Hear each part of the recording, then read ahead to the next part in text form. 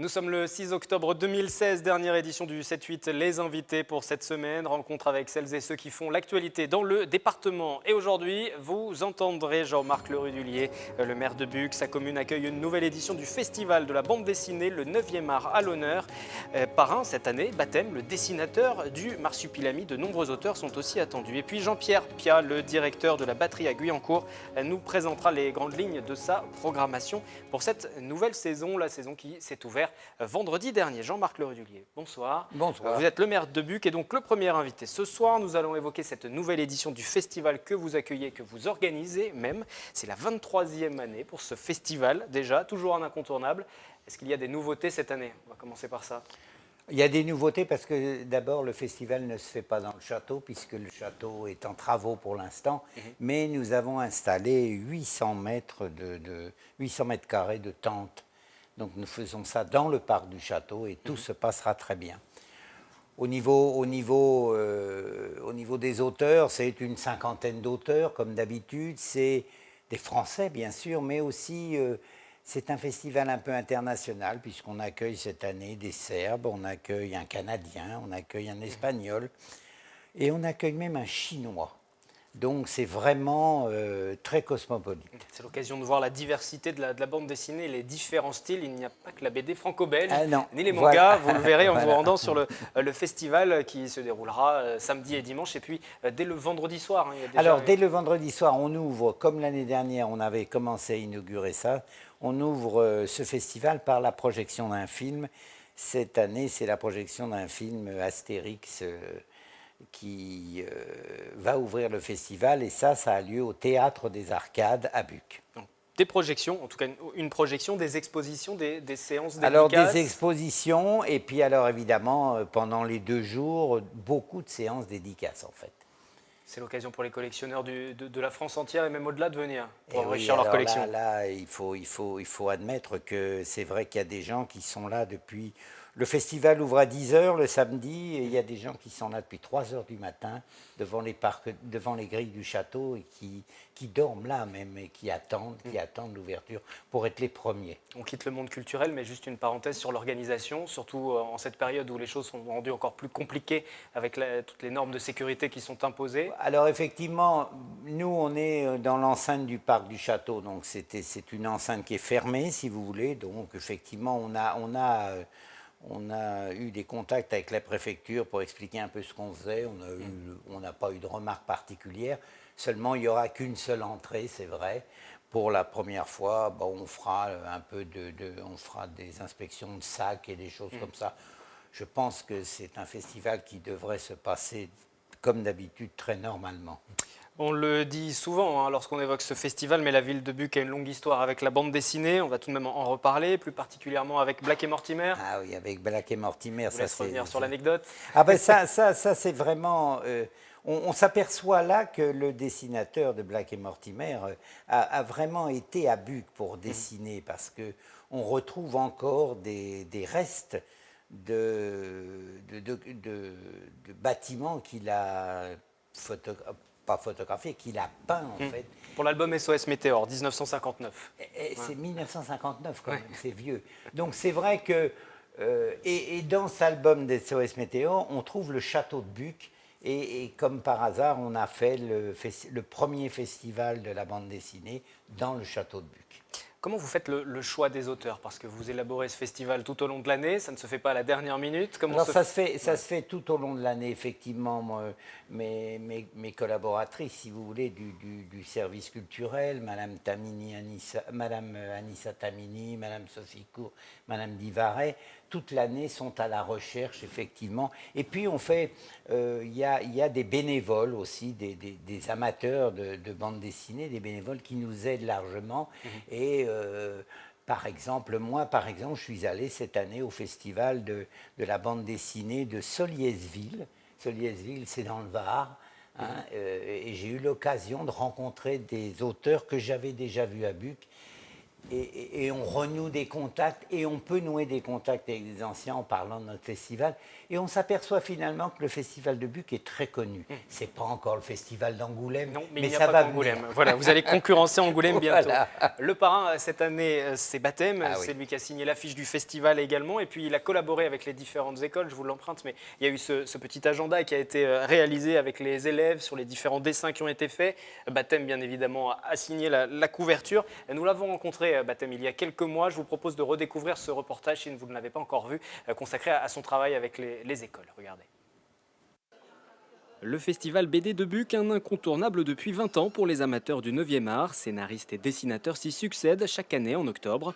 Prochain parrain de l'événement, Luc Collin, connu sous le nom d'artiste de Baptême, a 28 albums du marsupilami à son actif, un animal imaginaire créé en 1952 par Franquin pour les besoins d'une histoire de deux autres héros légendaires, Spirou et Fantasio. Actuellement, c'est avec de jeunes élèves yvelinois des communes de l'agglomération de Versailles-Grand Parc que Baptême mène un travail de sensibilisation à l'environnement. André Franquin était lui-même très sensible à l'écologie. Et moi, j'ai toujours été proche de la nature, je faisais du scoutisme. Et le marsupilami, qui vit en pleine nature et qui doit défendre son environnement, effectivement, depuis, je dirais, dès le troisième album, même peut-être le deuxième, essentiellement le troisième album qui est Mars Noir avec Yann, nous avons traité l'écologie. Ce travail de plusieurs semaines permettra l'édition d'un agenda scolaire distribué dans les écoles du secteur à la rentrée. Quant au marsupilami, Baptême entend bien lui assurer une longue vie. Ses aventures s'arrachent dans les cours de récréation. Alain Chabat lui a même consacré un film en 2012. Je voudrais exploiter la forêt comme un personnage à part entière et lui faire que cette végétation, cette nature prenne vraiment une part essentielle dans les histoires, et on en revient à l'écologie, et c'est pour ça que le marsupilami était un personnage tout trouvé pour faire ce que nous sommes en train de faire avec les enfants. Mais maintenant, il faudra, à un moment donné, que, pour ne pas tourner en rond, que cette jungle prenne peut-être une autre dimension, et comme personnage, peut-être aller, depuis une dizaine d'années maintenant, je travaille avec Stéphane Coleman, qui a donné une autre orientation un peu à la série, un peu plus magique, vers une forme de chamanisme. Présent à Buc les 8 et 9 octobre prochains, Baptême ne manquera pas d'échanger avec les BDphiles sur celui qu'il surnomme l'animal magique. À plusieurs reprises, j'ai pu constater que lorsque je vais en dédicace, en séance de dédicace pour rencontrer les lecteurs, si j'ai la chance d'être sur un stand décoré avec une peluche ou l'autre du marsupilami, ou une reconstitution de nid, ou un poster ou l'autre, les enfants sont attirés. À telle enseigne que lorsqu'ils arrivent leur tour, je leur demande « Alors, c'est pour toi le dessin, qu'est-ce que tu veux ?» Si vous pouvez me dessiner le gros chien jaune là-bas. Donc, ils ne l'ont jamais vu, ils ne connaissent ni d'Ève ni d'Adam, ils n'en connaissent même pas le nom, mais il y a une magie qui opère, cet animal jaune, avec ses grands yeux blancs, avec des taches noires, cette longue queue évidemment. La liste des auteurs présents au festival n'a pas encore été dévoilée. L'an passé, c'est Nicolas Tabary et son héros Is No Good qui étaient à l'honneur. Et depuis ce reportage réalisé en mars, bien évidemment, la liste a été dévoilée des auteurs. Je vous renvoie vers le site de la ville de Buc pour avoir le détail de la programmation. Le festival qui dépasse le cadre de la commune. Vous associez aussi, on a parlé tout à l'heure du rayonnement au minimum national du festival, mais sur cette échelle locale, il y a aussi une association avec Versailles Grand Parc, avec l'agglomération, pour parler de ce travail qui a été mené et qui a abouti sur, je le remontre, ce petit agenda fait par les élèves. Tout à fait. Et c'est 8500 exemplaires de ce petit agenda qui ont été distribués aux enfants et à leurs familles sur le thème de l'environnement, le tri des déchets, l'eau, enfin, les causes du réchauffement climatique et les énergies renouvelables. Donc ce travail était ponctuel avec l'agglomération Versailles Alors, Grand Parc ce projet est ponctuel avec l'agglomération de Versailles Grand Parc et en collaboration avec l'éducation nationale surtout, qui est partie prenante, qui a été partie prenante dans l'élaboration de cet agenda. Quel développement vous pouvez espérer pour ce festival ? Vous parliez de concurrencer Angoulême tout à l'heure. Ah oui, mais attendez, vous savez, oui, il faut être ambitieux dans la vie. Mais on est ambitieux. Vous savez, on a commencé la première année, il y avait, je crois, 1500 entrées. L'année dernière, on a fait plus de 6700 entrées. Bon, cette année, on pense dépasser, et on va dépasser, à mon avis, on va atteindre les 8000, 9000. Peut-être 10 000, on verra. Et vous resterez toujours sur Buc ou justement on peut imaginer... Alors, effectivement, pour l'instant on reste sur Buc, mais on réfléchit effectivement avec Versailles Grand Parc à faire tourner ce festival. Il faudrait qu'il tourne Mais pour l'instant, il est bloqué à Buc. Et ce sera à Buc pour ce week-end. Merci Voilà. d'être venu en plateau pour nous le présenter Merci et parler bien. du travail qui est mené pour que les visiteurs soient accueillis dans les meilleures conditions, les amateurs du 9e art. On va rester dans la culture pour continuer ce 7-8 invité. Nous allons partir pour la batterie à Guyancourt. On nous attend Jean-Pierre Pias et le directeur Camille Lambert l'a interrogé sur la programmation de cette saison. Te voilà bien cultivé comme à l'agonie. Te voilà seul à douter devant tes amis. Je vais vous parler d'abord du début de la saison, puisque la suite, ça sera une surprise. Nous faisons comme d'habitude une programmation au trimestre. Comme à l'habitude avec la batterie, une programmation extrêmement éclectique. On va aller vers le jazz, on va aller en la chanson française, mais aussi du métal, du rock blues, etc. Donc c'est extrêmement varié, comme on en a l'habitude. Tous ceux qui suivent une esthétique sont à peu près sûrs de trouver leur bonheur une fois dans le trimestre au moins, avec la programmation qui se fait ici. On a par exemple Julien Louraud qui va venir avec Médéric Collignon, et puis aussi Robin Bennett, et puis Éric Plandé qui est un saxophoniste qui viendra non seulement en résidence, mais qui viendra aussi enregistrer un album live avec le public de Guyancourt.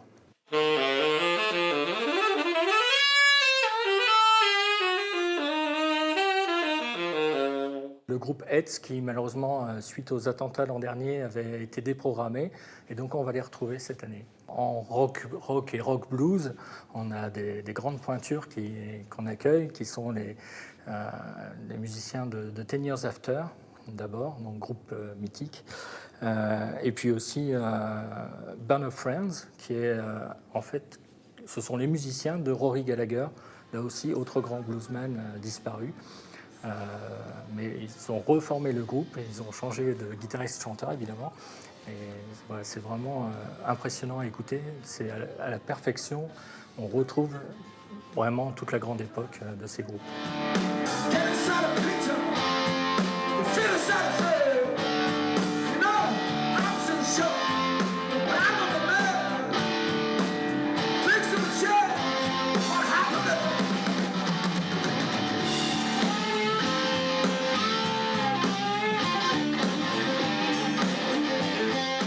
À la batterie de Guyancourt, on trouve un public qui est vraiment extrêmement large, qui vient avec des profils très très différents, qui peut venir aussi bien de la ville de Guyancourt que de son agglomération, voire du département et parfois au-delà. Tout dépend évidemment de l'affiche que l'on va proposer. Certaines affiches vont avoir un public un peu plus local. On travaille aussi avec les amateurs aussi ici, puisqu'on fait aussi des soirées bœuf, ce qu'on appelle le bœuf déjanté ici.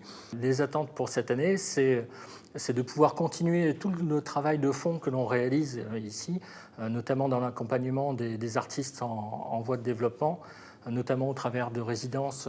Donc c'est tout le travail que le public ne voit pas toute la journée, mais on a des artistes en permanence qui viennent travailler sur notre scène et puis qui ensuite jouent sur le plateau à l'occasion de premières parties d'artistes plus reconnus qui passent par ici. C'est la fin de cette édition. Demain, vendredi, vous avez rendez-vous avec Nicolas Kirillovitz et son invité pour refaire le fil de l'actualité de la semaine. Pour vos idées sorties du week-end, ce sera avec Camille Lambert pour le 7-8 loisirs. On se retrouve lundi pour un nouveau journal et un nouveau module du 7-8 les invités.